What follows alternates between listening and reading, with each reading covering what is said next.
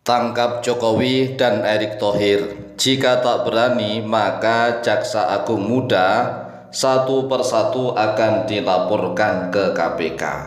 Saat ini sudah ada salah satu Jaksa Agung Muda yang dilaporkan ke KPK oleh masyarakat anti korupsi.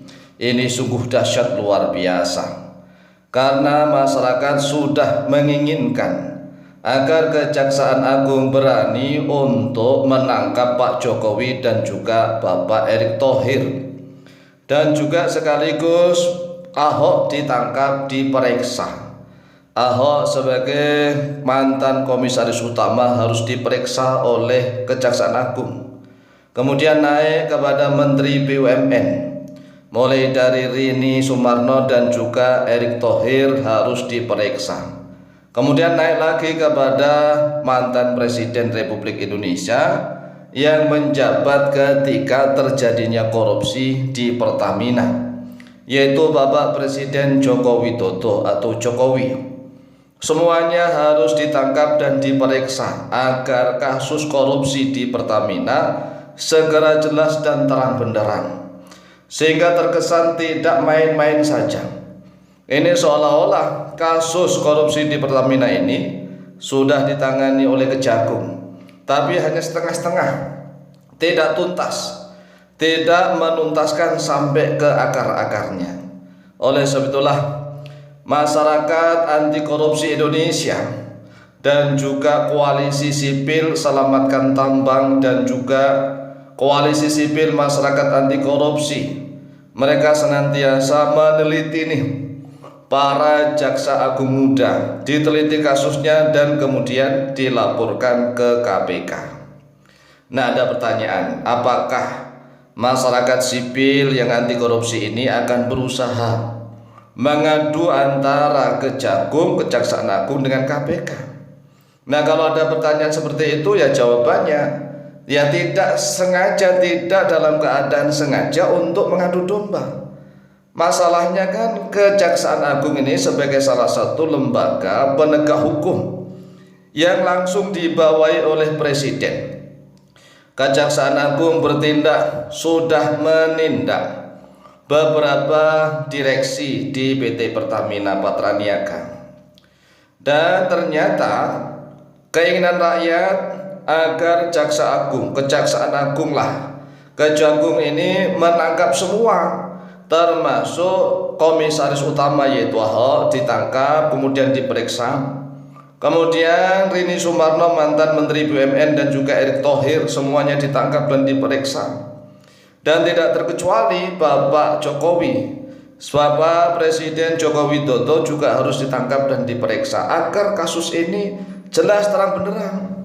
Nah, masalahnya ini orang-orang yang Jokower, ya Jokower istilahnya ya pro Jokowi. Kami sendiri sebenarnya 2 periode itu memilih Pak Jokowi, kami sendiri. Jadi kami sendiri 2 periode Pak Jokowi untuk mencalonkan diri sebagai Presiden Republik Indonesia, kami memilih Pak Jokowi. Ya, tetapi kalau sudah ada kasus seperti ini, kita tidak boleh ta'asub atau asubiyah, fanatik buta kepada ketokohan. Siapapun bisa terkena hukum demi kesejahteraan hidup seluruh rakyat Indonesia. Dan aneh kalau misalnya ada rakyat yang masih membela mati-matian. Pertanyaannya, apa untungnya membela mati-matian? Apakah ingin menghalang-halangi keadilan? Jadi kalau kita ingin keadilan ini tegak, yang namanya adil, arif, bijaksana ditegakkan di bumi kesatuan Republik Indonesia, di negara kesatuan Republik Indonesia ini kita tegakkan keadilan, maka kesejahteraan itu akan menyeluruh, merata dan menyeluruh kepada seluruh rakyat Indonesia. Pertanyaannya, sampai saat ini kan kekayaan itu hanya dinikmati oleh orang-orang tertentu saja di Republik ini. Banyak sekali rakyat yang hidup sengsara, menderita, susahnya luar biasa. Ini kenyataan. Tapi aneh, ada orang-orang yang membabi buta, menghalang-halangi Bapak Presiden Republik Indonesia yaitu Pak Jokowi, mantan Presiden Joko Widodo ini, agar tidak ditangkap dan tidak diperiksa. Kan aneh. Yang namanya ingin menegakkan keadilan itu ya harus seterang-terangnya, sejelas-jelasnya, jangan setengah-setengah. Nah ini aneh, pokoknya ta'assub membabi buta. Kalau dia jangan. Apa hubungannya Pak Jokowi ditangkap? Loh kan hubungannya gampang. Kan Pertamina itu di bawah Menteri BUMN. Nah direksi dan komisaris itu kan dipilih oleh, ya mohon maaf nih ya, ini kan jabatan-jabatan politik tingkat tinggi di pusat. Nah ini kan erat kaitannya dengan Menteri BUMN. Nah Menteri BUMN itu langsung bertanggung jawab dengan Presiden, kan gampang. Sehingga yang korupsi-korupsi di Pertamina itu jelas dinyatakan sebagai anak buahnya Menteri BUMN dan juga Presiden. Kemudian orang-orang yang ta'assub, yang fanatik buta, kalau memang seperti itu berarti kan lurah-lurah, kepala desa seluruh Indonesia kalau korupsi berarti presiden ditangkap. Ya enggak begitu, enggak ada korelasinya kalau lurah, camat, bupati. Karena kalau kepala desa kan dipilih oleh masyarakat desa, ya masyarakat desa yang bertanggung jawab. Camat juga dipilih oleh kebijakan bupati, bupati dipilih oleh rakyat. Kepala desa, bupati dipilih rakyat, wali kota dipilih rakyat, bahkan gubernur dipilih rakyat. Ini jangan disamakan dong.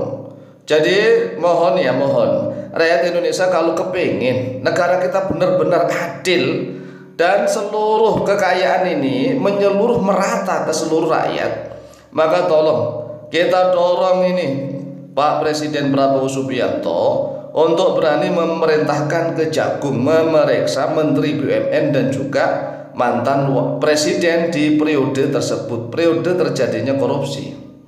Nah kalau di berita di kompas.com Jakarta, Jaksa Agung Muda Pidana Khusus Jampitsus Kejaksaan Agung namanya Febri Ardiansah dilaporkan ke Komisi Pemberantasan Korupsi atau KPK pada hari Senin tanggal 10 Maret tahun 2023. Pelapor adalah Koalisi Sipil Masyarakat Anti Korupsi yang terdiri dari Indonesia Police Watch atau IPW, kemudian Koalisi Sipil Selamatkan Tambang atau KSST, Masyarakat Anti Korupsi Indonesia atau MAKI, dan Tim Pembela Demokrasi Indonesia.